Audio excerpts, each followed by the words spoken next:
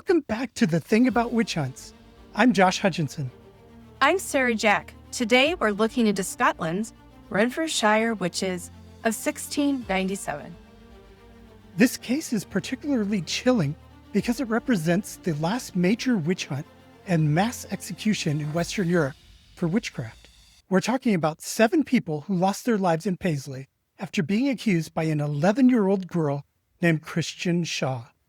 What started with Shaw's accusations against 35 individuals quickly spiraled into a community-wide hunt that would forever mark the Scottish town. The trials took place in early June 1697, and June 10th is a Renfrewshire Memorial Day for the victims. To help us understand the full scope of this tragedy, we're joined by Gayle Pollock. Gayle doesn't just study this history, she lives and breathes it. Walking the same streets where these events unfolded, standing in the very locations where accusations were made and lives were lost, has given her an intimate understanding of how this tragedy actually played out.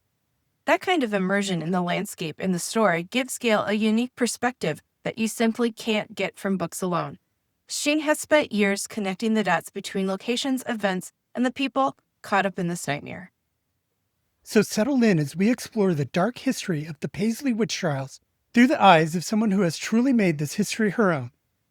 It's important to remember that early June marks a time of remembrance for the accused in Paisley in 1697. And it also brings us to June 10th, 1692, the day Bridget Bishop was hanged in Salem, becoming the first victim of those infamous witch trials. These dates remind us to honor all those who have lost their lives to fear and superstition. We're so happy to bring you on the show to talk about witch trial history in Scotland. Please introduce yourself and tell us about your organization. Hi, my name's Gayle Pollock, and I am a trustee and volunteer for the Renfrewshire Witch Hunt 1697. So we are the oldest heritage witch hunt group in Scotland. We came together around about 2010, and we became an actual charity in 2011. And at the very beginning, it was more to educate our local community on one of the darkest periods of history in Paisley. So Paisley is the main town in the county of Renfrewshire, which is just west of Glasgow. And Glasgow Airport actually sits in Renfrewshire County, even though it is Glasgow Airport. We basically started to teach people about the Bargarran witch hunt, or some call it the Paisley witch hunt, or the Renfrewshire witch hunt. It's basically all the same period.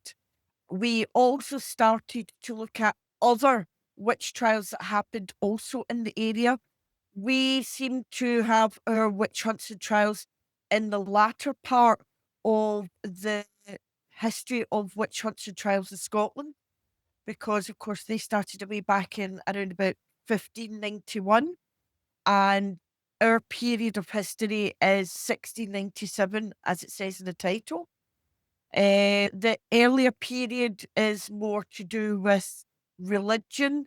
The latter period of the history where we fall into is a lot darker. So yes, there's some funny things that happened. I know it sounds strange, but there is some funny things that happened during witch hunts and trials here. There is some terrible things that happened. Scotland seems particularly bloodthirsty when it comes to witch hunts and trials. We seem to have a talent for it, which is quite horrendous. But that's how Renfrewshire Witch Hunt started its life, and it's still going strong.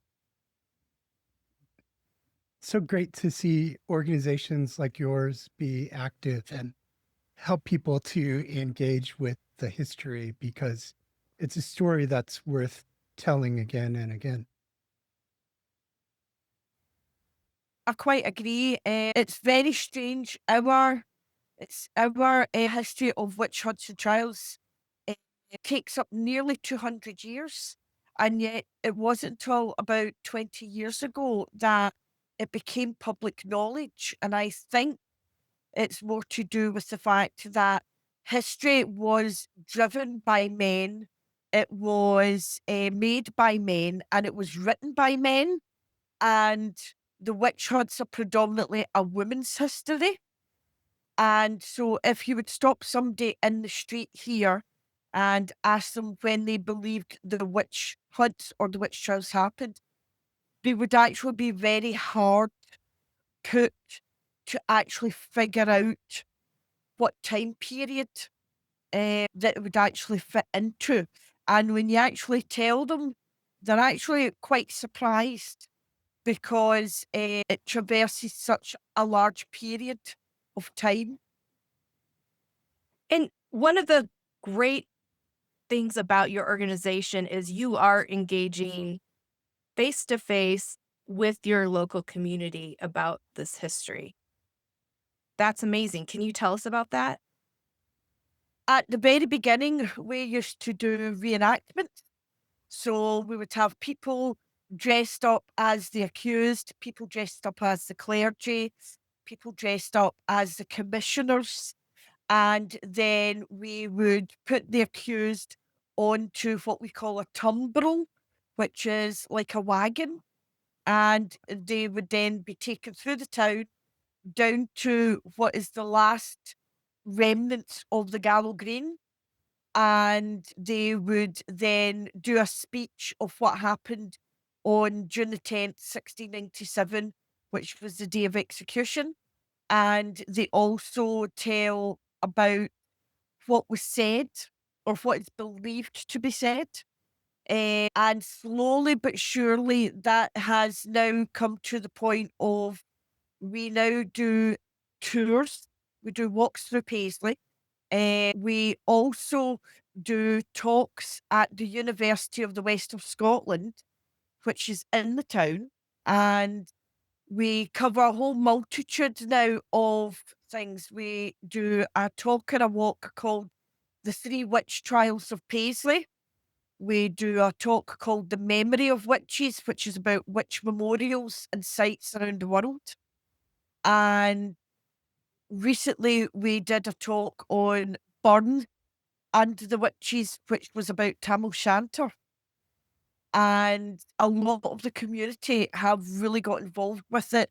It seems to be that they really engage with it. They know some folklore, but they don't know what timeline it's in. So they're really engaged with what we do with them. And we're also got social media. So it's really exciting when you get somebody who wants to talk to you about it, because we're more than happy to talk about it. And what would you like us to know about your local community, about Renfrewshire? So Renfrewshire, the Renfrewshire at the moment that we have is quite small, but the original Renfrewshire of the time period went from the Clyde coast, so it covered Wemyss Bay, Greenock, Gourock, Port Glasgow, and then it came up and over into the villages, which covered Kilmacombe, Houston and Crosslea, Linwood, Bridge of Weir, Loch Winnoch, Howard, Johnston, and then it pulled its way into Paisley, Renfrew, and it actually took in the area called Pollock, which is now actually part of the Glasgow area. And so Paisley was a judicial area for all of this. So any witch trials that happened in Paisley Abbey and the executions happened at the Gallow Green in Paisley. So this is basically the geograph of Renfrew then. Now Renfrewshire is a lot smaller. It's more of a political area, which is run by a council. But we have a lot of beautiful places, a lot of parks, a lot of hillsides. We have the River Cart, which runs right through the whole area. And we have the Weaver's Cottage, which is owned by the National Trust of Scotland. And of course, we have Paisley Museum, and Paisley is also famous for the Paisley pattern and coat thread and anchor thread. This was all done. This is a piece of history that drowned out earlier history. Was the Victorian era of industrialisation, where the mills happened in Paisley. And as I said, it's only the last 20 years where people have now started to look beyond the industrialisation of Victorian Paisley and started to look at what else Paisley was known for. And of course, this is what it was known for, witch hunts and trials, linen making, mining, and farming, really. So that's Renfrewshire. Thank you. When were the Paisley witch trials?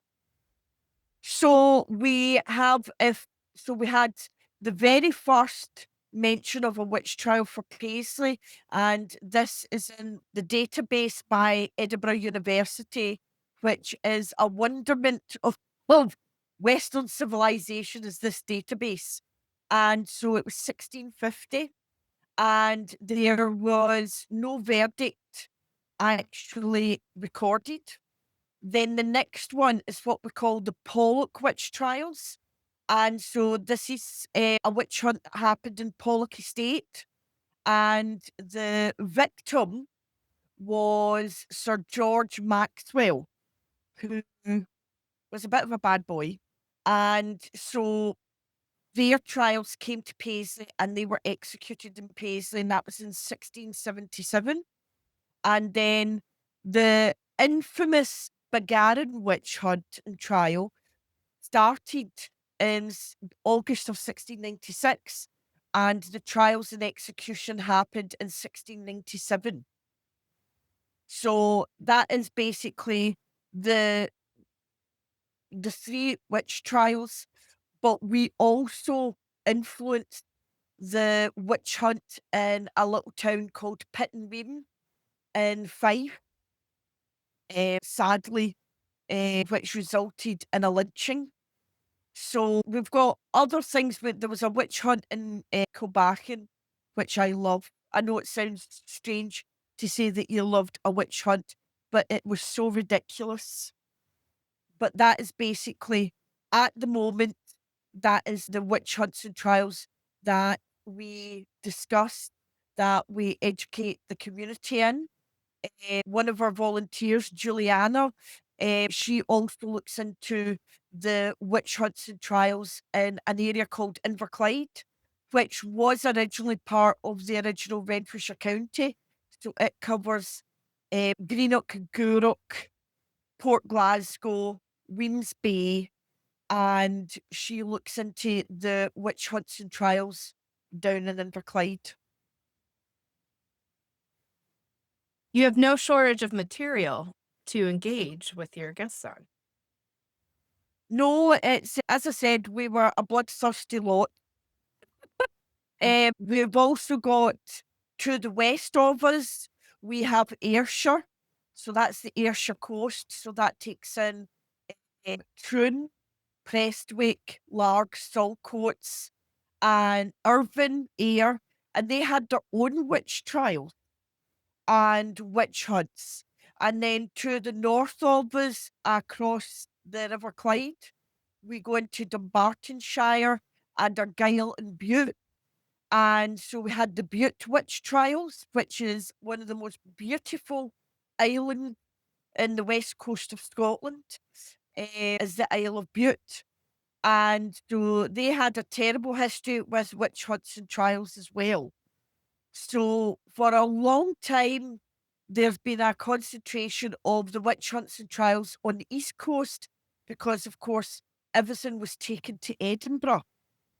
But in recent years, history is evolving, and we're now finding there was more happening in the West Coast of Scotland, which is where we come in. How did the Bargarran witch hunt start? Oh, So this is a bit of an infamy sort of thing. It started with an 11-year-old girl.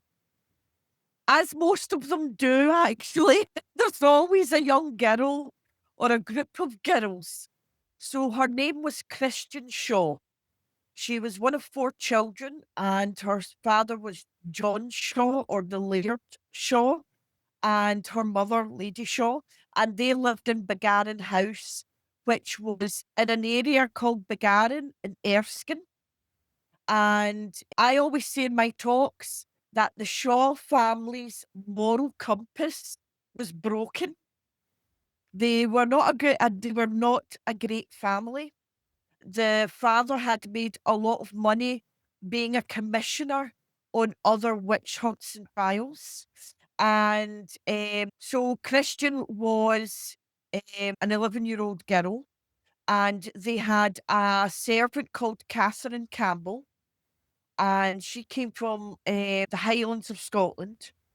So we can deduce from this, her being in the Highlands of Scotland and of this time period, that English was probably her second language. She probably spoke Gaelic, and she was probably not Church of Scotland. She would either be Catholic or Wee Free Presbyterian. And of course, where we are here in Paisley and Bargarran, it was what would be classed as the Bible Belt of the Church of Scotland. And so she had a lot of things going against her. She probably had an accent, she wasn't of the faith, and accounts of the time state that she had a bit of a temper, which is not a good thing for a servant. And Christian came across her drinking some milk from a milk churn. I believe she was tasting it to see if it had curdled. Yeah.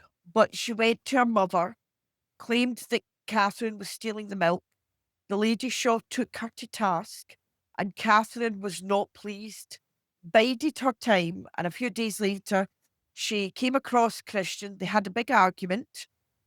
Some say she said it 3 times, some say she said it once, but she basically threw a curse at Christian Shaw, and she said, "May the devil harl your soul through hell." So basically, may the devil drag your soul down to hell.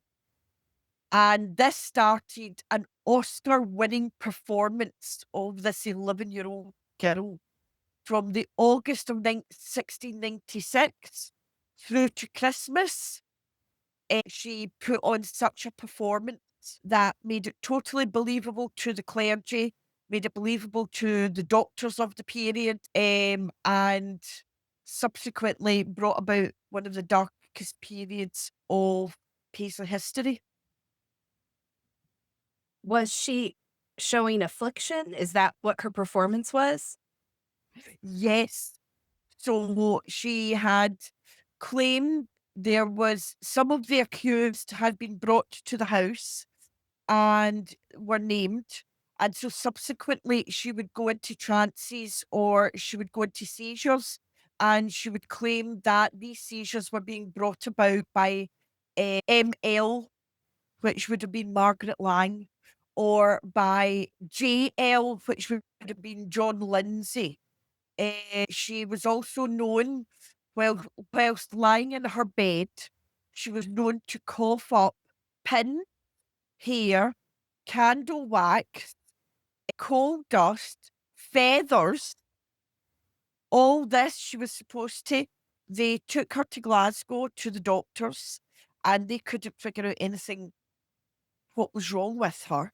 She was brought back to Bargarran, and then the clergy came in, and they said it was possession. They stated it was witchcraft. And out of all the clergy, there was 2 clergymen who were extremely ambitious, extremely ambitious. The Reverend Thomas Blackwell and the Reverend Brisbane. They constantly complained to the Church of Scotland that they were too good for where they were, that they deserved more money, better housing, and that their congregations were unwashed and unlettered and totally beneath them. So I think they saw this as an opportunity to better themselves. And so when Christians started to go through these afflictions, I think they all jumped on board. Her father made money out of this by being one of the commissioners. She was also seen to levitate downstairs, which is a nifty trick. Why she was levitating downstairs, I do not know. But she was seen to levitate by the family doctor. And she continued this from the August to the December. I don't know how she had the energy, to be honest, but this is what she apparently went through. Yeah, this case reminds me so much of the Salem witch trials Mhm. because, like you said, it's often the case in witch trials. We've seen this in so many places back then and in witch hunts happening now. It's a young girl that starts it off, and somehow it's these prepubescent and pubescent girls that are really more prone to being afflicted, as it were, by witches, apparently. So they're always starting this stuff. And this also was just a few years after Salem, Yeah. which itself was a very late witch hunt. So this was extremely late in the witch hunting, wasn't it? Yes, So Salem was 1692, which was a big year in Scotland as well, because it was the massacre of Glencoe, where the Campbells massacred the MacDonalds. We had a lot of unrest. The Covenanters were running amok around Scotland, having battles left, right, and centre. So there was a lot of religious unrest in Scotland. And of course, by 1696, when this all kicked off, Cotton Mather had wrote his pamphlet. It had come over to Britain. So anybody who could read had read it. And then, of course, oral history, it would then be passed about by word of mouth. So I would probably say by 1696, it was at the least common knowledge in Scotland of what happened over in Salem. And so it's quite surprising when you actually look at the trial notes and the afflictions that she went through is an eerie echo of what happened in Salem. And the real thing is, recently, the Inverclyde archivist, Lorraine Quinn, she came across trial notes of the Kilmacombe witch hunt, which happened a year later after Bargarran, so that would be 1698. And it was kicked off by a young girl who had an affliction. She was coughing up pins, hair, candle wax, feathers, and she was a younger sister of Christian Shaw. Wow. Yes, and as quick as she made the accusations and had the inflictions, she then disappeared from history, but left in its wake such a disturbance in the village of Kilmacombe. And so you start to think there was something going on here. Two children from the same family who made money out of these witch hunts having the same afflictions, but caused by different people. Wow. What was the trial like? Did it go to trial? Yes, by December of 1696, they started to round everybody up. And sadly, in Paisley, we were into sleep deprivation and witch pricking as a form of interrogation, or read torture for that. And so it was basically, there was a woman called Agnes Naismith. So she was one of the accused, and she was a beggar woman. She would go about houses begging for food. My personal belief is her currency was gossip. You go to somebody's door, you ask for a loaf of bread or a slice of bread, they go no. But then if you say to them, Did you hear about Mrs. McGinty's daughter? The bit of gossip. Come in, come in. So she was known at Bargarran House, and I think she got wind of the rumblings that were happening up at the house with Christian. And she went up, and as she was in the house, Christian took a fit. And so it was believed that Agnes, through witchcraft, had brought this fit about onto Christian. There was Robert Lindsay of Bargarran. So he was a tenant farmer of the Shaws. And at this time in Scotland, it was called the Little Ice Age.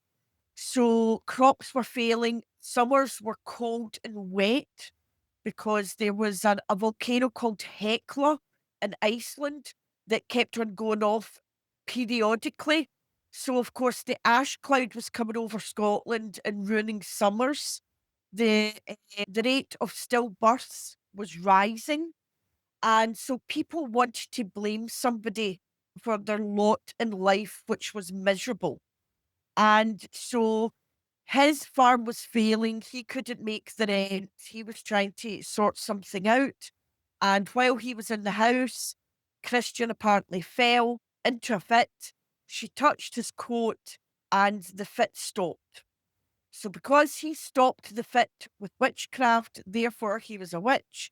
And there was no land dispute anymore because a witch can't own a farm. There was a midwife. There's always a midwife in these things because these are women of knowledge, of trust, and most of them could actually read, which was the triple threat to any doctors who weren't really doctors. And Margaret, she was also a devout Christian. She is in the parish records for at least 3 of the kirks in the area and of Paisley Abbey. She was known to carry a Bible, but even she was blamed for the stillbirths in the area, and so she was claimed to be a witch. There was another, and it's a bit of an echo now of what is happening in Africa now. There was another woman, and she probably had dementia or Alzheimer's. She was married, but she would wander the streets and tell people that she'd visited the fairies, that she'd had tea with the fairies, that she'd danced with King Oberon of the fairies, and she'd had tea with Queen Titania.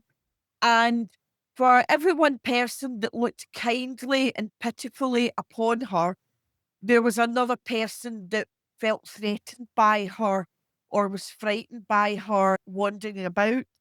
So she was claimed to be a witch because of this.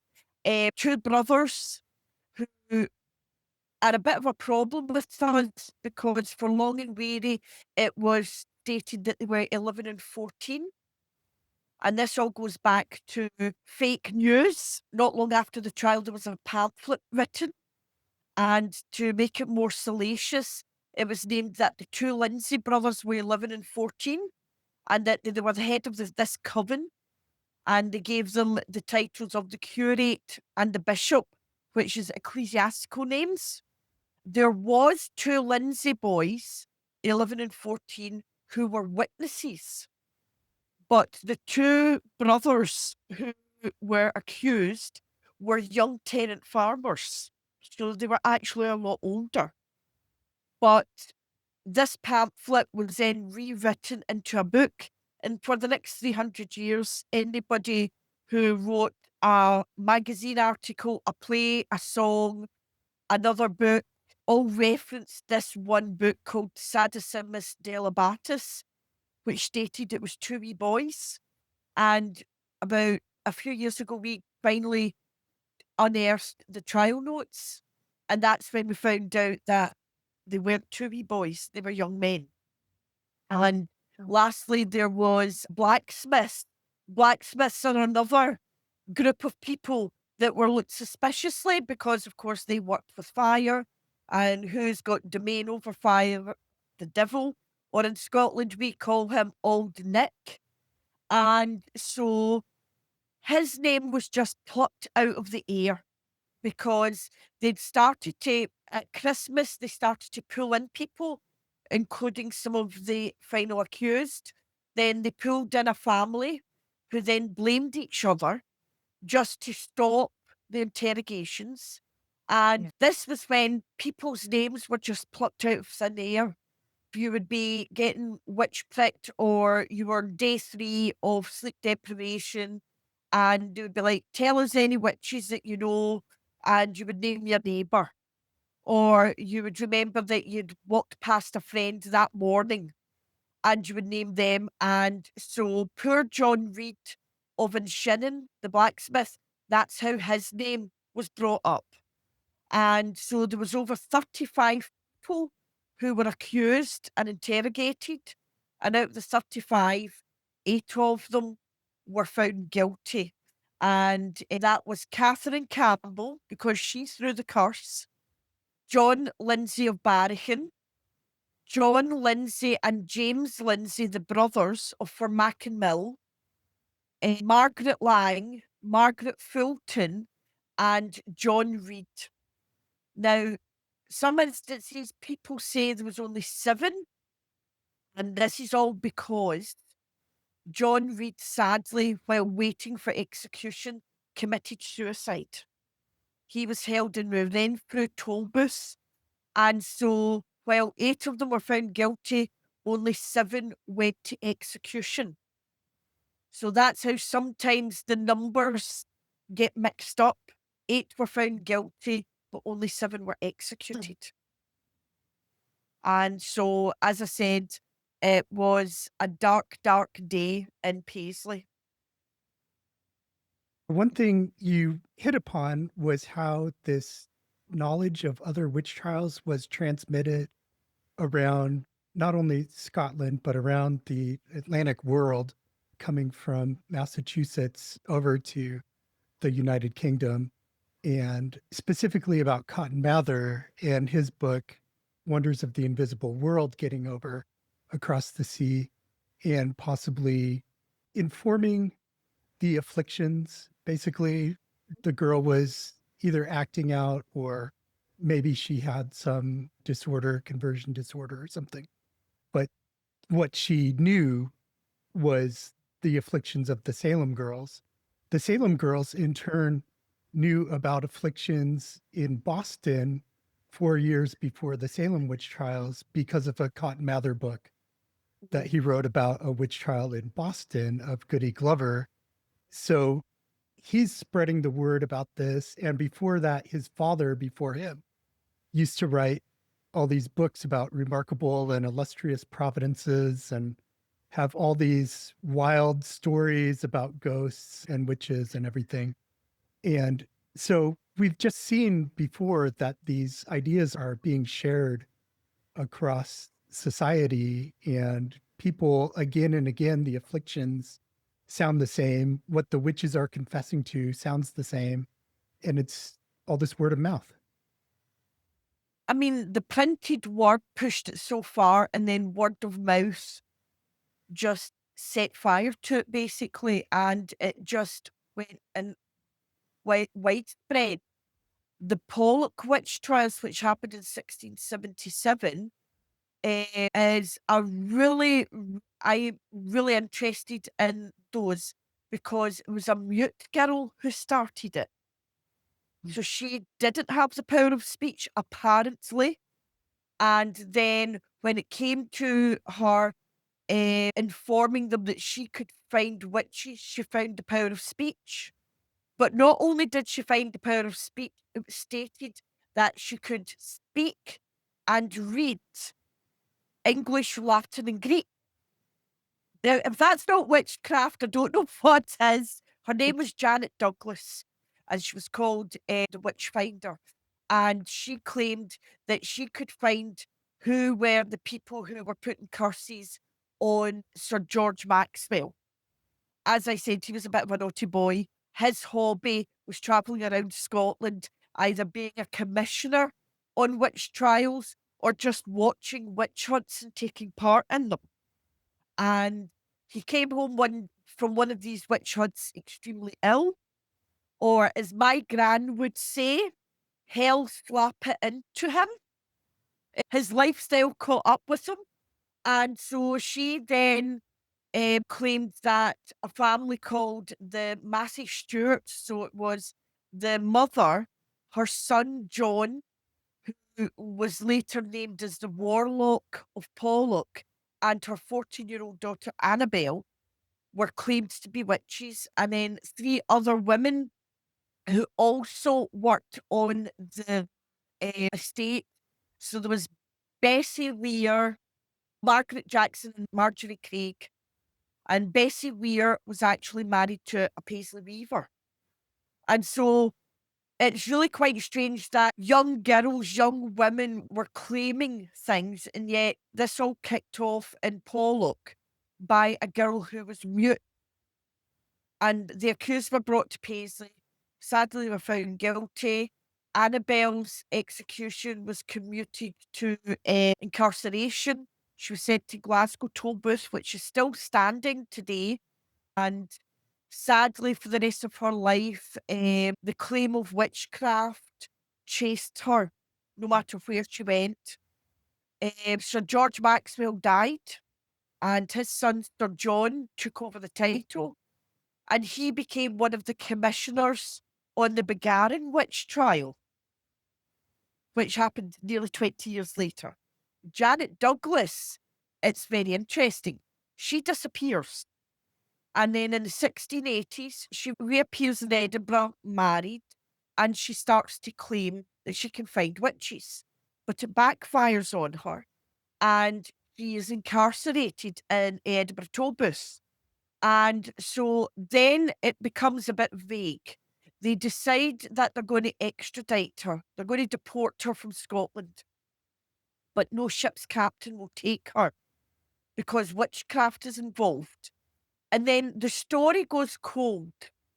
But there is, I found a piece of writing whereupon somebody said that they'd found a story. Now, if this story is true, it should be made into a film. There's no evidence to say it's not true, but there's no evidence to say it is true. It's a great story. So the story is Janet Douglas is finally forced onto a ship. Remember, this is the 1680s, late 1680s. She is taken to the Americas and she lands in Massachusetts. And in 1692, she finds herself in a little town called Salem, where she starts her shenanigans again by claiming witchcraft. It would be brilliant if it was true. We can't find any evidence to say yes or no, but it would be a great story. It really would. And so the fact that this story has appeared somewhere, and so you're thinking to yourself, well, that is probably because oral history of the witch trials that were happening in the UK and Britain were making their way over to America, and then vice versa. The oral history of Americas were coming back to the British Isles and circulating here. And it just became a sort of melting pot of folklore and such like. And it was easier to blame people than actually figure out what was wrong. And people were making money out of it as well. So, but it is very interesting how you can sort of follow it sort of back and forth. But yeah, very interesting. Yeah. Yeah, what a great story that would be if that is true. It would. So somebody find an authentic document, A document, yes. authentic one. Too. An authentic one, yes. That would be something. Yeah, you've got these images behind you with the horseshoe and also on your jacket. Would you like to tell us about what that symbol is? So basically, when the execution happened on June the 10th, 1697, Agnes Naismith, the beggar woman, did not go quietly. Neither did Catherine Campbell. They harangued the people watching, and Agnes Naismith laid a dying woman's curse on Paisley and her people. There's various versions, but ethos of it is that the people of Paisley and all their bairns will not know happiness, health, or wealth, basically. And so this put the fear of God into the watchers of this execution. And so the Gallow Green was a common area of ground which ran from an area called Castle Head, which was a kind of outcrop promontory of a hill. And what they would do was the people would sit or stand on the hill looking down on the execution area. So this area had been used before. Two Covenanters had been executed there. The Pollock accused had been executed there. And so this is where the 7 of the 8 accused of the Bargarran witch trials were executed. And as I said, Agnes Naismith hurled a dying woman's curse upon the crowd and Paisley. So they decided that once they burned their bodies, that when they buried their remains, they would put an iron horseshoe on the top to lock the curse into the earth. And strangely enough, the horseshoe sat there. We haven't been able to find any written evidence from the time it was laid there until around about the 1950s, strangely enough. We might not have found it yet. I find it very hard to believe that nearly 300 years went by and nobody has once mentioned the horseshoe. But in the 1950s, and there was a newspaper article saying that the horseshoe had went missing. And this started a folklore of the Paisley buddies. So if you were born in Paisley, you're called a buddy.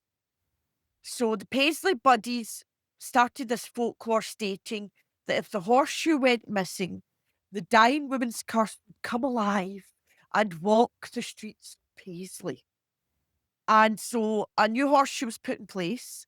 And subsequently, over the years, this horseshoe's went missing or it's broken and it's been replaced. It sits in a very busy crossroads called Maxwellton Cross at the west end of Paisley.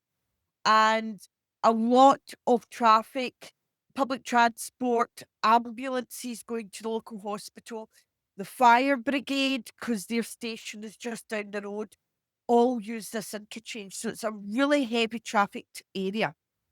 And around about 2010, the horseshoe went missing again. And 2 local businessmen, Tony Lawler and Piero Piacini, they decided to set up a charity called the Paisley Development Trust. And they decided something had to be more permanent than just a horseshoe and some concrete.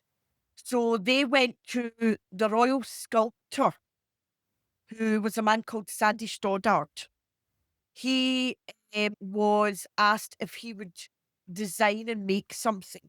So he designed the witch's tondo. So it's a burnished stainless steel disc, being a tondo. And round the outer edge, there is a word stating pain inflicted, suffering endured, injustice done. And then using 8-inch screw rod, the horseshoe is put in the middle. And it sat there. And just before Christmas, myself and one of the other trustees, Juliana Murray, were driving home from one of the talks and we went over the horseshoe. And she said to me, "Did the horseshoe look awful high to you?" And I went, "It did." And she went, "Right, but that was on the Thursday night."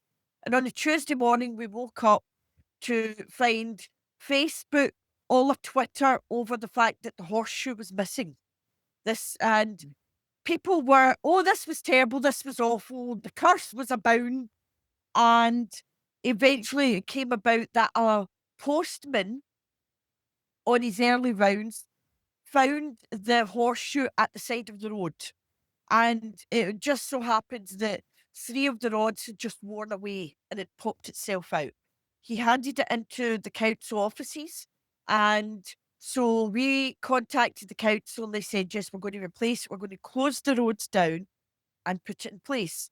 So on the 17th of December, which was a Tuesday night, myself and Juliana got a call to say, would you like to come down and see the horseshoe being put back? So we did. And we watched it. We held the horseshoe. We took photographs of it. And strangely enough, we're standing with a group of workmen. There was about 8 of them. And the lovely Graham, who was the supervisor who had the horseshoe. And we were waiting for the blacksmith to arrive, which I found very auspicious, that we were yet again waiting for a blacksmith to come, because he had to drill out the 3 rods that were stuck and to weld some new ones in. And as we stood looking down at the tondo, a couple of the workmen claimed that they'd heard rumours about what was claimed about the horseshoe. So I told them what I just told you about the folklore behind it. And then we stood in a bit of unsettled silence. And then one of the workmen went, so that sewer pipe burst in the Neilston Road just the other day there and closed off the road. And it's also burst another pipe. And we all just looked at each other. And then one of the other men went, yeah, we had a power cut just the other night there. Then somebody else said, our Wi-Fi went down. The whole street had no Wi-Fi. And we just stood there, really unsettled silence. Nobody claimed that it was because the horseshoe went missing. The fact that we were standing there holding the horseshoe, waiting for the blacksmiths. Wow. So the horseshoe's back in place. I'm happy to report. And hopefully it'll stay there for a little while longer. But they're going to be resurfacing the road. So the council think it's about time that they'll do some TLC on the Witch's Tondo, because it's been there now for about 10 years. So they're probably going to talk to Sandy Stoddart, who is well known because he was asked, I think it was Yale?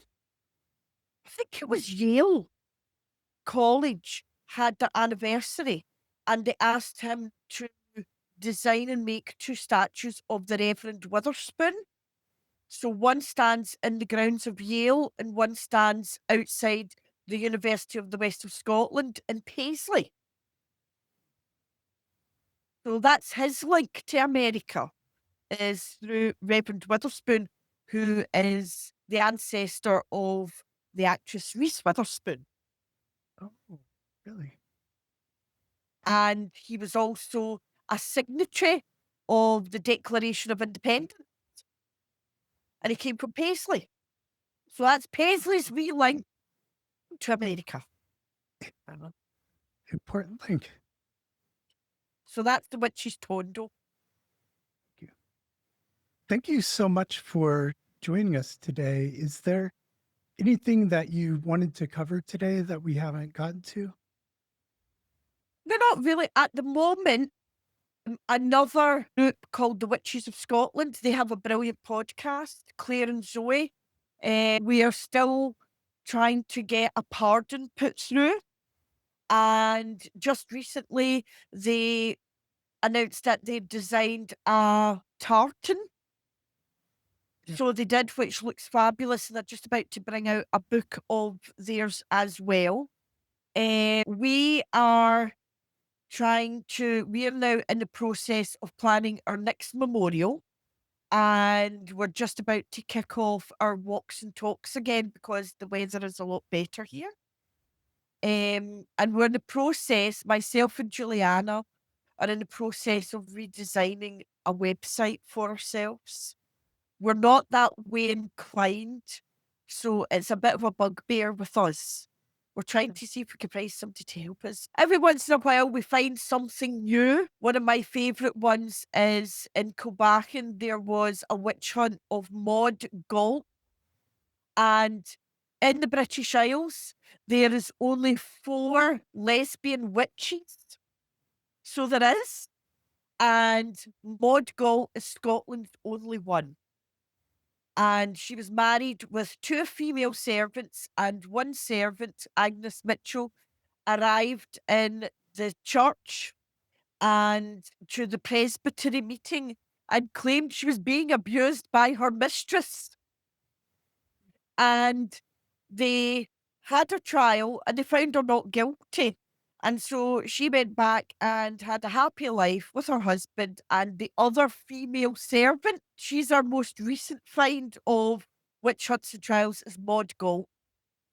So we're always digging away, finding something else that looks amazing or looks sad or just adds to the tapestry of what the history is.